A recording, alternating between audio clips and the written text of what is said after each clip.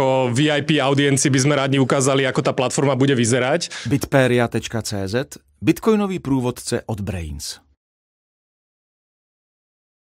Vyriešili sme tam niektoré pomerne dôležité otázky a veľa z tých zlepšení je naozaj založených na vašom feedbacku, takže keep it coming, ako sa hovorí, posielajte ďalej, sťažujte sa, nadávajte, to nám takisto pomáha, ak sa vám niečo nepáči. Prešiel by som teda Zopár takými všeobecnými možno bodmi ohľadne Firefish, ohľadne tej platformy. Potom si pozrieme nejaké tie nové features a môj kolega Honza vás potom prevedie tým samotným protokolom, čiže vás, ktorých zaujíma možno trošku hlbšie, ako vlastne to uzamykanie toho Bitcoinu funguje, aby ste vedeli, ako sme sa bavili o tom kastodiálnom versus nekastodiálnom modeli, akým spôsobom je to teda technicky riešené, aby ste videli teda, že ako to v praxi funguje. Takže ja prejdem rovno na jednu prvú vec, čo sa týka nášho tímu. Možno nie všetci ste nás stretli, niektorých z nás určite nie. V podstate to gro toho nášho tímu začínajú od Martinom, Honza, ktorý porozprával o tej kryptografickej časti, o tom protokole, Viktor, náš programátor, ten tretí človek je náš právnik, to bol prvý zamestnanec, tak tým sa vždy píšime, že prvý zamestnancom bol právnik. A úplne na konci Pavel Hubaček, ktorý je docentom na Akadémii vied v odbore kryptografia, ktorý nám práve pomáhal takisto s tou kompozíciou kontraktu. No a myslím si, že tieto dve osoby nemusím príliš veľa predstavovať. Martin Habošťák a Juraj Bednár, ktorí boli vlastne v našom projekte od úplného začiatku. Martin je vlastne ten hlavný programátor, ktorý mal na starosti tú bitcoinovú knižnicu, ktorá vám zabezpečuje uzamknutie toho bitcoinu priamo na sieti. Takže toto je ten core týmu. Samozrejme spolupracujeme s mnohými ďalšími ľuďmi z nášho okolia, ale chceli sme vám možno trošku bližšie predstaviť, kto ten tým je. No a čo sa týka toho samotného developmentu platformy, ono to celé začalo celkom príjemne. Sedeli sme na trávičke, opalovali sme sa a vymýšľali sme, že ako by to vlastne malo vyzerať. A potom cez rôzne skeče, samozrejme nejaké figmy a ďalšie detaily sme prešli až k nejakej prvej transakcii, ktorú nám Martin teda Habo poslal. No a tým výsledkom je samozrejme naša platforma, ako sme spomínali, tá cesta bola pomerne dlhá, ale najväčšia časť naozaj bola trávená práve jednak tou právnicko-regulačnou časťou, ako aj vybudovaním toho samotného kontraktu, alebo teda logiky toho kontraktu. Paradoxne, samotné naprogramovanie celej tej platformy bolo pomerne rýchle, takže preto sme dokázali šipnúť tú platformu pomerne rýchlo a sme aj teraz radi, že môžeme vás, alebo s vami teda prejsť cez všetky nové detaily. Čo sa týka nejakých hlavných milestoneov, spomínali sme inkorporácia, alebo kedy začal Firefish v júni 22, vtedy sme ako oficiálne založili náš projekt. Prvý zamestnanec, náš právnik, design protokolu bolo v tom 3. kvartáli. Ten protokol aj takisto kód samotný prešiel auditom. Neviem, či toto možno nečasto spomíname, ale máme proste certifikát od auditorskej firmy, ktorá prešla našim kódom, prešla tým protokolom, dala nám samozrejme nejaký feedback. Keď vám ja poviem, že všetko bolo v poriadku, tak môžete mi veriť alebo nie, ale ak by ste mali záujem, tak máme k dispozícii aj ten samotný audit. Prvý deal sme urobili vo februári 23, prvých 100 užívateľov v máji 23, no a ten samotný launch tej bety, to bol alpha release, teda beta release, a možno si nás niektorí pamätáte ešte z BTC Prague pár tričiek, tu vidím, ktoré sme rozdávali na BTC Prague. To bol vlastne ten release, kedy sme otvorili platformu pre širšie publikum. No a čo sa týka nejakých čísel zaujímavých, október 23 sme mali prvých 100 bitcoinov uzamknutých, čo nás celkom aj prekvapilo, pozitívne samozrejme, že tá dôvera z tej komunity naozaj prišla. Samozrejme nebolo to, že prišiel človek a dal nám 50 bitcoinov rovno, bolo to naozaj nazbieraných zo stoviek rôznych menších dílov, keďže stále sme, alebo doteraz máme vlastne ten limit na veľkosť dílov, takže 100 uzamknutých bitcoinov za 3-4 mesiace bol pomerne slušný úspech. Čo sa týka nejakých ďalších faktov, a my tu máme zo pár tričiek, takže ak niekto uhádne, čo toto prvé číslo znamená, získa nejaké prvé tričko, budeme rozdávať takto počas večera, myslím. Takže 1000, čo si myslíte, čo môže byť 1000? Users. Kto to povedal? Users, dobre. A Honza, poprosím ťa, potom dohodnite sa, alebo potom po prezentácii prídi. Máme vyše 1000 userov, čo je takisto na to, že je platforma stále limitovaná. Je to platforma v podstate limitovaná, čo sa týka počtu osôb. Na začiatku sme mali nejaký cap a respektíve ľudia boli na waitliste. Tým, že samozrejme sme stále iba v českom alebo slovenskom priestore, to číslo možno nie je úplne gigantické, ale takisto vlastne každým mesiacom sa nám skoro máme 20-30% nárast počtu užívateľov, a tým, že platformu otvoríme, veríme, že naozaj ten rast pôjde ďalej. 168, čo to môže byť za číslo? Prvá ruka hore. Takže počet bitcoinov je to tak, čiže aktuálne máme skoro 168 alebo cez 168 bitcoinov uzamknutých, čo je pomerne solidný nárast takisto. Číslo 11? Nie. Kto povedal $1 000 000? Dobre, tak máme ďalšie tričko, čiže cez $11 miliónov je vlastne uzamknutých, alebo respektíve hodnota sprocesovaných tých bitcoinových transakcií, alebo teda hodnotu bitcoinu, ktorý prešiel kontraktami. Takže to číslo je takisto pomerne solidné na to, že sme stále v tom close beta. A 0,00, čo by to mohlo byť? Je to tak, je to inými slovami počet stratených bitcoinov, pretože my si samozrejme uvedomujeme, že sme prišli s novým protokolom, prišli sme s novým kódom, a čo je lepšie ako tá dôvera, samozrejme vy sami viete, že ste nám museli nejakým spôsobom dôverovať, a doteraz sme samozrejme prišli na to, že sa nestalo nič strašné. Ono paradoxne aj ten samotný kód alebo tá logika toho bitcoinového protokolu je veľmi jednoduchá, čiže tam vlastne k nejakej strate reálne nemôže prísť, ako keď sa spýtate nejakého možno neúplne bitcoinera, prvá otázka je, a čo keď ten bitcoin ukradnú odtiaľ? Tak ako treba potom samozrejme dovysvetľovať, ale samozrejme v našom prípade sme na veľmi dobrej úrovni, ale ako vravím, technicky reálne tam proste nie je možno, že by sa ten bitcoin stratil. Možno sa takto priznáme, že bolo zo pár hiccupov, alebo teda nejakých maličkých challengeov počas tých prvých mesiacov, pri ktorých sme sa naučili zo pár drobností. Dostaneme sa k tomu možno neskôr. Jedna vec, ktorá nám v úvodzovkách rozbíja ten protokol, je, ak si vy posielate bitcoin a spravíte tzv. RBF, čiže zvýšite si poplatok, možno s niektorými z vami sme sa aj o tom bavili, ale každopádne vždy, napriek tomu, že ten protokol my potom musíme prevytvoriť na novo, ten bitcoin samozrejme sa nestratí, keďže to je v podstate stále ide o on-chain transakcie a tak ďalej, takže potom sa k tomu môžeme samozrejme neskôr dostať.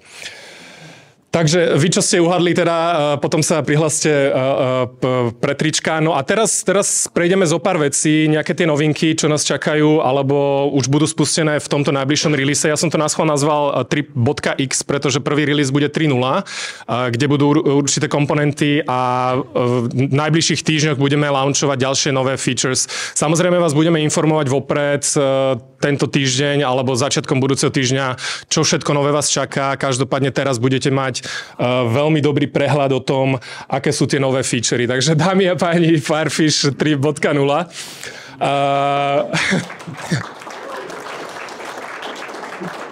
Ďakujeme pekne. Sú to stále samozrejme také semi-mockupy. Takto jeden z feedbackov samozrejme bol, že vidím svoje kartičky s loanami, vidím svoje kartičky s mojimi investíciami, chcem mať nejaký trošku väčší prehľad, lebo doteraz tá platforma bola naozaj založená skôr na tom, že každý si zadal nejaký interest a čakal, či sa niečo stane, dostal match, protistranu, sprocesoval sa deal a videl aktívny deal. Samozrejme chceme priblížiť trochu viac detailov ohľadne toho, čo sa udialo, za akých podmienok, koľko dealov máte agregovaných, keďže niektorí z vás, alebo máme užívateľov, ktorí majú oveľa viac dealov než jeden alebo dva, povedzme. Takže keď už mám, 5-7 dealov, tak už by som si možno chcel vedieť a spočítať, že vlastne koľko dlžím, alebo koľko som zarobil na úrokoch a tak ďalej. Takže tieto všetky veci prinesieme čoskoro. Takže teraz prejdeme krok za krokom tie najdôležitejšie elementy alebo najdôležitejšie features novej platformy. Prvým je to, čo sme už spomínali, deal limits. Veľa z vás chcelo urobiť transakciu väčšiu, ako je ten limit stanovený 2000 eur, 50 000 českých korún. Takže vďaka tomu, že ako sme spomínali, budeme implementovať KYC, môžeme tieto limity odstrániť, čo je dobrá správa, pretože naozaj ten počet alebo ten záujem aj do tejto doby je ohromný. Aktuálne máme naozaj veľký dopyt či po českých korunách alebo aj eurách a tým, že sa odstránia tie limity, takisto budeme schopní pritiahnuť väčšiu likviditu z tej strany fiatu. Čiže toto veríme, že nám naozaj pomôže s tým ďalším traction. Ďalšia veľmi dôležitá vec, Firefish likvidácia. Doteraz viete, že keď napríklad ja som investor a požičam niekomu cez Firefish hotovosť, v momente, že tá protistrana by nesplatila svoju pôžičku, Bitcoin by prišiel ku mne.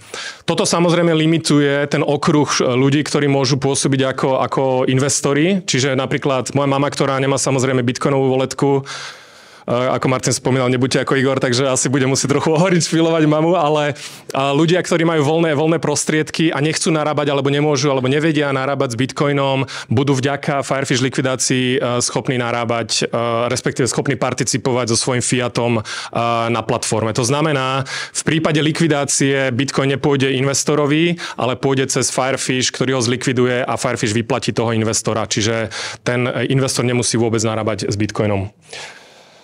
Ďalší account management. Hlavne tí, ktorí ste robili viac dealov, viete, že vždy ste museli vyplňať svoje údaje na novo, či číslo banky, osobné údaje a tak ďalej. Aj vďaka v úvodzovkách KYC vlastne si jedenkrát nastavíte svoj deal, svoj profil, nastavíte si svoje údaje, nastavíte si svoje čísla účtov a už nebudete musieť s nimi pracovať. Ak si chcete pridať nové číslo účtu, keď budú nové meny, dajme tomu, môžete to takisto urobiť. Takže správa vášho účtu bude ďalšou novinkou. No a taká možno trochu menej obľúbená, preto som ju dala možno ako poslednú, je service fee. Tým, že my sme samozrejme biznis, musíme z niečoho žiť, tak budeme musieť začať v podstate aplikovať určité poplatky. Detaily samozrejme sa dozviete veľmi skoro. Samozrejme nebudú to nejaké, teda my si myslíme nejaké šialené sumy, ale vďaka tým poplatkom budeme stále schopní rozvíjať tú platformu, prinášať nové features a rozvíjať celú propozíciu. Ďalšia veľmi dôležitá vec je hlavne pre investorov. Pomerne dramaticky sme zmenili investičný workflow. V aktuálnom modeli to funguje tak, že ja keď som investor, mám nejaké voľné prostriedky, pošlem na platformu, že hej, mám 2000 eur a čakám na nejaký match. Čakám, že sa mi jednoducho vytvorí deal, že Firefish nájde protistranu, vytvorí sa deal. Ak by napríklad ten deal bol vytvorený iba za 1000 eur, čo sa môže stať, ja si potom musím prepočítať, že koľko vlastne mi tam ešte zostalo z tých pôvodných 2000 a tak ďalej. Takže my sme sa snažili trochu prekopať ten investičný workflow, aby bolo jednoduchšie pre investorov nájsť si tie ponuky, ktoré sú pre nich najzaujímavejšie a tie, ktoré spĺňajú jednoducho ich kritéria. Takže pozrieme sa na to bližšie. Watchdog Notifier, takisto veľmi blízko spojená s tým investičným workflow. Ja ako investor nechcem interagovať s platformou, každý deň chodiť a pozerať sa, aké sú tam posledné díly. Nastavím si niečo ako notifikácie. Ak príde na platformu dlžník, alebo teda borrower s 50 000 plus českými korunami za takú sadzbu do takej doby alebo obdobia, pošli mi notifikáciu a ja si potom ten deal môžem zobrať. Takže bude to veľmi taká pohodlná cesta pre investorov, aby jednoducho nemuseli iba čakať, nastavia si notifikáciu, ak ich deal zaujme, môžu si ho rovno zobrať alebo si ho zobrať z platformy. Loan Marketplace je tá druhá možnosť pre investorov. Díly, ktoré nebudú automaticky zmečované, čiže ak príde napríklad niekto, kto chce 100 000 na mesiac, eur alebo korún alebo čokoľvek a nebudeme mať protistranu, tento deal môže automaticky padnúť do marketplaceu, to znamená nejaký zoznam otvorených dílov alebo ponúk teda a investori buď dostanú znova nejakú notifikáciu cez toho Watchdoga, alebo si budú vedieť pozrieť na platforme, aha, tak toto sú otvorené díly, tento sa mi páči, viem si ho zobrať. Takže Loan Marketplace bude jednak na prehľad aktuálnych dílov, ktoré sú k dispozícii pre investorov, ale takisto, čo je veľmi dôležité z hľadiska transparentnosti a zisťovania vlastne, že kde sú úrokové sadzby, za čo sa robili díly, na aké splatnosti, čo teraz pomerne na platforme chýba. Drvivá väčšina dílov sa robí zhruba na 12 mesiacov. Veľa likvidity máme na 1 mesiac. Každý si to chce vyskúšať, ale je tam proste ten imbalans medzi tými splatnosťami. Takže ten loan marketplace vám aj ukáže, kde boli robené, samozrejme anonymizované, kde boli robené posledné díly, za aké úrokové sadzby, takže to pomôže takisto balansovať tú ponuku a dopyt po loanoch. A recent deals, ako som spomínal, takisto uvidíte zoznam, viete si vyfiltrovať, zaujímajú ma len eurá, uvidíte zoznam vlastne posledných dílov, anonymných nielen vašich, ale celkovo na platforme, aby ste vedeli, že ak ja som teraz investor, prídem, chcem tam dať svoju ponuku za 10% a vidím, že všetko sa robilo za 7-8%, tak je asi malá pravdepodobnosť, že dostanem nejaký deal. Takže znova to zvýši trochu tú transparentnosť. No a pár takých menších záležitostí, nastavenie rôznych ďalších parametrov dealu, napríklad aj pre borrowerov. Budete si vedieť povedať, že 10% ma nezaujíma, všetko do 8, do 9% som schopný akceptovať, neposielajte mi ponuky na 10%, takže to si budete vedieť nastaviť. Budeme mať rýchlejší matchingový algoritmus, ktorý automaticky bude párovať protistrany, takže napriek tomu, že si myslíme, že tie dealy boli uskutočnené, alebo teda vždy uskutočnené, keď boli protistrany k dispozícii, s tou automatizáciou sa pohneme rýchlejšie. Nejaké notifikácie a ďalšie zlepšenia celkového prostredia. No a samozrejme, že nespíme na vavrínoch, nechceme sa ešte komitovať k tej ďalšej pipeline, teda k ďalším nejakým zlepšeniam, ale Martin spomínal stablecoiny, veľa z vás chceli vidieť return adresu priamo na platforme, 2FA autentifikácia na lepšiu bezpečnosť a tak ďalej, takže máme tam veľa ďalších vecí.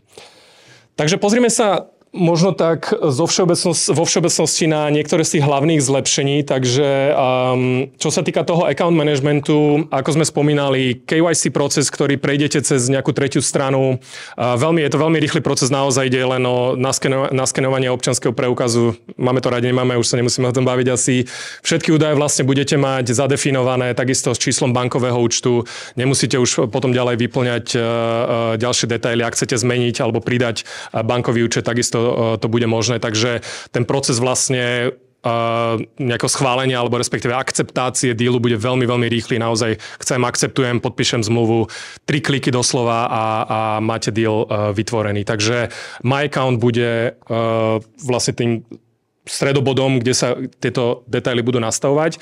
Ako sme spomínali, v rámci KYC budú rôzne týry. Zero znamená, že nebudete môcť, samozrejme, budete vidieť všetko na platforme, ale nebudete môcť interagovať s platformou, nemôžete požičiavať, nemôžete si brať pôžičky. Takže to je ten zero, ten základný level, ale potom budú ďalšie levely, ktoré vám umožnia samozrejme už vyššie úrovne. Takisto, ako sme spomínali, pre tých, ktorí chcú operovať so stablecoinami, bude tam možnosť aj pre ne.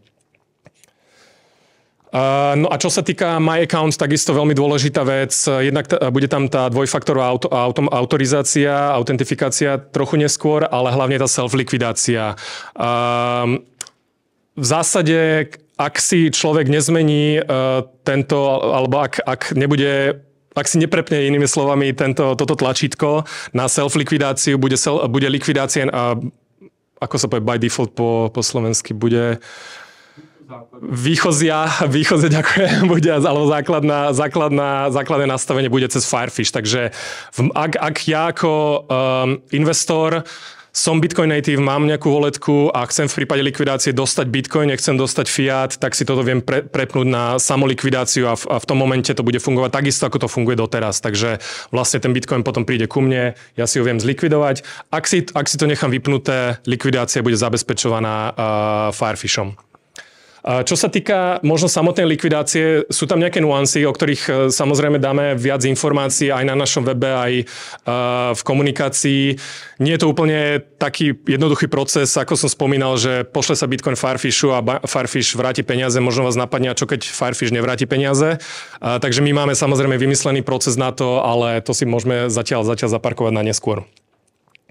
Takže čo sa týka toho investičného workflowu, zrejme ten najväčšia zmena bude v tom, že bude k dispozícii ten loan marketplace, kde budete vidieť jednak ponuky, ktoré zodpovedajú vašim kritériám, čiže toto sú, dajme tomu, časovo limitované ponuky, ktoré vlastne zohľadňujú tie vaše parametre. Čiže ja keď poviem, že chcem investovať, ja neviem, do 200 000 do 1 roka, všetky díly, ktoré mi splňajú tieto kritériá, budú vlastne v tom mojom marketplace, takže ja si ich viem stade potom vybrať. No a ak by som mal potom záujem o nejaké ďalšie díly, tuto bude zoznam, ako som spomínal, všetkých dílov, ktoré ešte nemajú protistranu. Takže ja ako investor, ak sa mi stane, že mám zrovna nejaké nové prostriedky, predal som auto, obličku, čokoľvek, ledvinu teda, niektorí z nás vtedy vlastne budem môcť vlastne sa pozrieť na platformu, aké sú ponuky a viem si potom vybrať automaticky alebo pozrieť detaily samozrejme toho konkrétneho dealu a akceptovať ho a stávam sa investorom pre tento deal.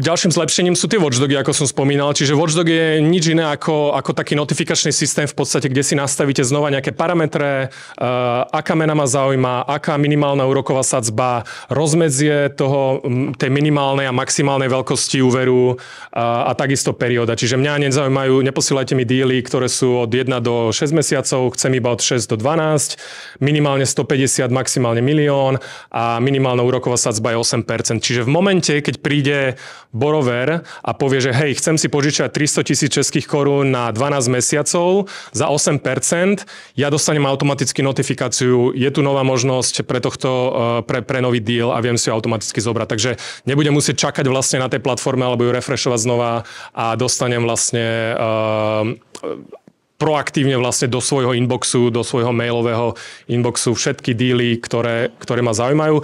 Tých watchdogov si samozrejme viem nastaviť viac, ak máte nejakú preferenciu úrokovej sadzby na kratšie splatnosti alebo na dlhšie.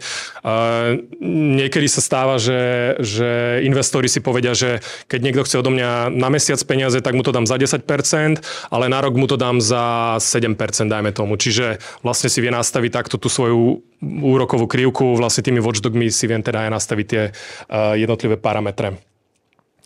Takže to je watchdog. No a čo sa týka toho workflowu pre borrowerov, takisto borrowery budú mať k dispozícii loan marketplace, kde samozrejme ale uvidia tie posledné díly, čiže ak si ja budem zadávať, že hej, potrebujem nový úver, viem si nastaviť alebo pozrieť si, kde sa robili posledné díly, aby som mal väčšiu pravdepodobnosť uskutočnenia dílu. Čiže ak vidím, že robili sa díly za 8% a ja poviem, že chcem iba za 4%, tak je asi veľmi malá pravdepodobnosť, že mi nájdete protistranu. Takže borrowery budú takisto budú schopní pozerať zoznam tých posledných transakcií. No a samozrejme, tak ako vždy, viem si zadávať ten svoj request, čiže hej, chcem si požičať na 3 mesiace 15 000 za 10%. Tu budem teda vlastne vidieť všetky svoje tie požiadavky.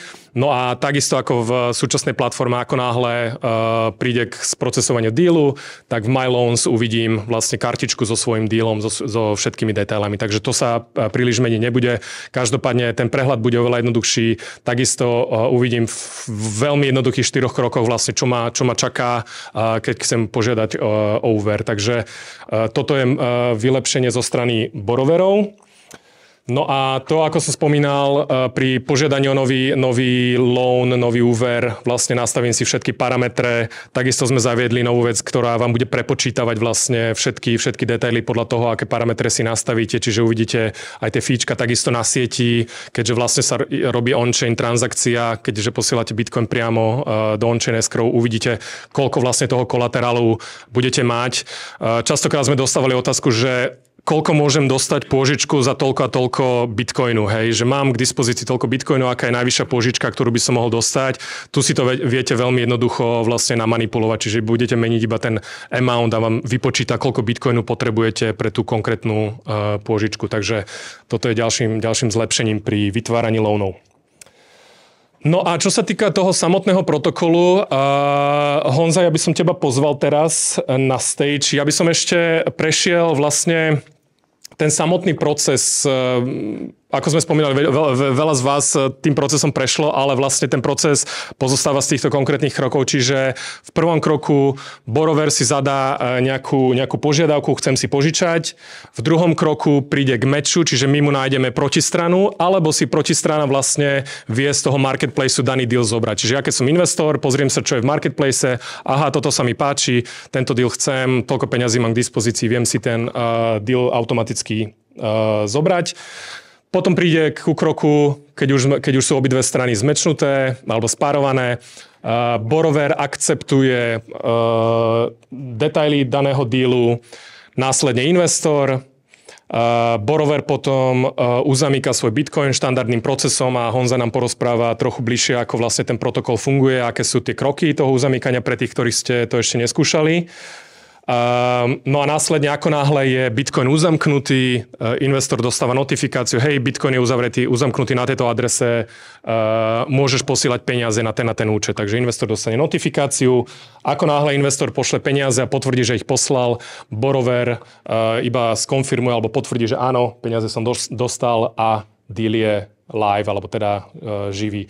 No a potom samozrejme prichádza k repaymentu, alebo teda k splateniu pôžičky pri maturite a prípadne, čo sa nám zatiaľ ešte nestalo tým, že sme stále v bull markete vlastne od začiatku projektu Bitcoin iba rastie, čo je asi potešiteľné pre každého, takže zatiaľ neboli žiadne likvidácie, ale takisto neboli žiadne defaulty, čiže všetci bitcoineri samozrejme, alebo drvivá väčšina o ten Bitcoin nechce prísť, takže urobia vždy všetko preto, aby jednoducho ten úver bol splatený, ale každopádne je to jedna z tých troch možností, ako sa ten kontrakt samotný nakoniec uzavrie. Takže asi môžeme prejsť k tomu protokolu, Honzo. Honza vám teraz povie, je to trochu viac technická časť.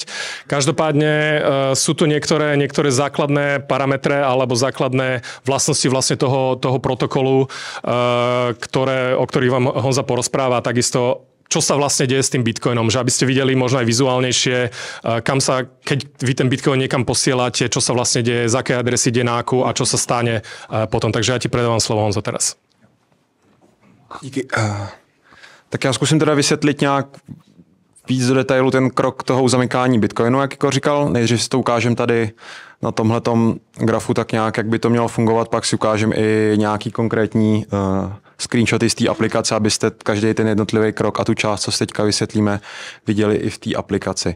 Takže hlavní idea je, že teda Bitcoin je uzamknutý v 3 ze 3 multisigu. Jsou ty jednotlivý klíče, jeden patří borrowerovi a 2 patří orákulům. Máme jedno cenový orákulum a jedno nějaký payment orákulum. Vlastně to cenový, no to nazýváme to price orákulum, má na starost sledování ceny Bitcoinu a může vlastně triggernout případnou likvidaci, kdyby cena Bitcoinu spadla na určitou úroveň. A to druhý orákulum, který nazýváme payment orákulum, tak to má zase na starost vyhodnotit, jestli borrower na konci splatil tu svoji půjčku. Pokud ji splatí úspěšně, tak vlastně triggerne repayment, pokud ne, tak může vyvolat právě ten default. A ta hlavní idea je, že vlastně my víme dopředu, jaký můžou nastat nějaký situace, tak já to jenom rychle připomenu. Může nastat nějaký repayment, když borrower úspěšně splatí, může nastat default, když nesplatí na konci, může nastat likvidace, pokud cena Bitcoinu spadne pod nějakou likvidační úroveň a borrower nedoplní nějak další kolaterál. A pak tady máme poslední vlastně nějaký recover scénář a to je to, jak jsme se už bavili nebo jak se kluci bavili v té první části dnešního programu, kdyby nějaký ta apokalypsa a Farfish přestal fungovat. Takže my víme dopředu, jaký možný události můžou nastat a pro každou z těch událostí si teda dopředu připravíme nějakou příslušnou transakci. Takže třeba ta repayment transakce, která má výstup, který jde borrowerovi, protože Bitcoin se v tomhle případě vrací borrowerovi. Podobně default, kdy to jde likvidátorovi nebo investorovi. To samý ta likvidační transakce a zase ta recover posílá Bitcoin borrowerovi. A ta idea je, že vlastně tyhle ty transakce se připraví během toho loan setupu a předpodepíšou se borrowerem a částečně i těmi nějakými orákuly a borrower potom může ten svůj klíč zahodit a už ho nepotřebuje. I právě díky té recover transakci. A potom, pokud nastane nějaká událost, tak příslušný orákulum jenom doplní ten chybějící podpis, ta transakce se broadcastne a Bitcoin se pošle na příslušný místo, buď teda borrowerovi nebo likvidátorovi, případně investorovi. A je to trochu složitější kvůli tomu, že abych se mohli vytvořit tyhle ty transakce, tak my musíme znát vlastně UTXO, který se tou transakcí spendujou.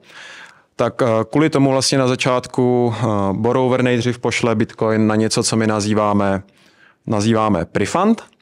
A ve chvíli, kdy my známe vlastně tuhletu transakci, tak už můžeme dogenerovat i tu samotnou escrow transakci, kterou pak můžete vidět v průběhu toho loanu na blockchainu a ty další navazující transakce.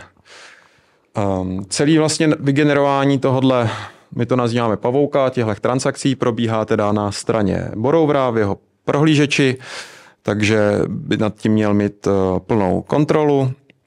Je to deterministický, takže my dopředu víme místa, kde Bitcoin může skončit a jakými transakcemi, takže není možný potom vlastně, co se tohleto připraví, ten Bitcoin z toho escrow poslat kamkoliv jinam. Takže i kdyby za náma nebo za těmi orákuly potom někdo přišel a chtěl ten Bitcoin vymáhat a řekl, pošlete ho sem, tak to prostě nejde, protože už ty klíče všechny ani nejsou k dispozici a jde použít jenom jedna z těchto transakcí. To je asi za mě k téhleté části všechno. Teď bychom si možná mohli ukázat na těch jednotlivých, případně jestli máte nějaký dotaz, nebo já nevím, jestli dotazy jsou až potom, nebo jo. Jo, tak tady si to ukážem, tak tady na začátku jenom nějaká infoscreena, to můžeme rovnou jít dál. Potom si jenom zkontrolujeme, že borrower nebo že user si pamatuje svoje heslo k Farfish účtu, protože vlastně v průběhu toho loan setupu potřebuje on znát nějaký svůj stav, který má uložený v tom svém prohlížeči, ale kdyby se během toho setupu odhlásil a pak přihlásil zpátky, tak aby se nezapomněl, tak je uložený, zašifrovaný právě pomocí toho jeho hesla, takže tady si ověříme jenom, že to heslo si pamatuje k tomu účtu Farfish. Další krok, zadá borrower tu svoji return adresu, to je výstup na těch dvou transakcích repayment a recover, co jsme viděli na jednom z těch předchozích na tom slajdu s tím pavoukem, takže tohle to potřebujeme znát, aby při vytvoření těch transakcí se to mohlo použít. A dál se vlastně nageneruje ta prefund adresa, to je vlastně, ta funguje nejdřív na to skonsolidování těch UTXů, aby se pak mohl z toho vlastně dál vytvořit ten, co nazýváme pavouk, takže tady se vytvoří ta prefund adresa, kam borrower posílá svůj Bitcoin. Jo, tak když to vrátíš zpátky, tak si můžeme vlastně ukázat, proč právě to RBF nepoužívá, nebo co bylo za problém, když se to párkrát použilo. Že my tady se vygeneruje co jste viděli, ten QR kód, ta adresa, a co už se bohužel stalo, že nageneruje se adresa, borrower poslal Bitcoin, my jsme tady vlastně, nebo v jeho prohlížeči se vytvořily všechny tyhle ty další navazující transakce, ale borrower dal malý fíčko na tuhle transakci, takže neprošla, on to viděl, použil RBF a to vlastně vytvořilo novou transakci, takže už nám to tady nenavazovalo a způsobilo to problém. Takže tohle to prosím nedělat.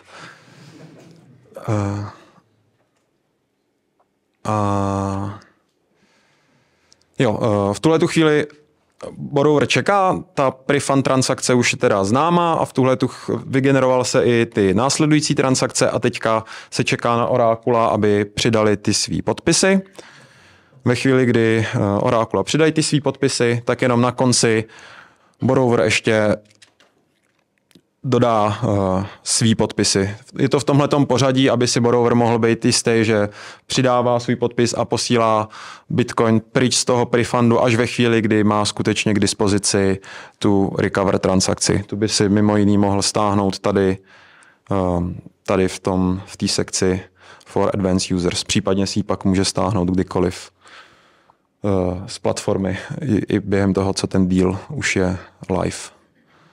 A to si myslím, že už je všechno k tomuhle. Bitperia.cz, bitcoinový průvodce od Brains.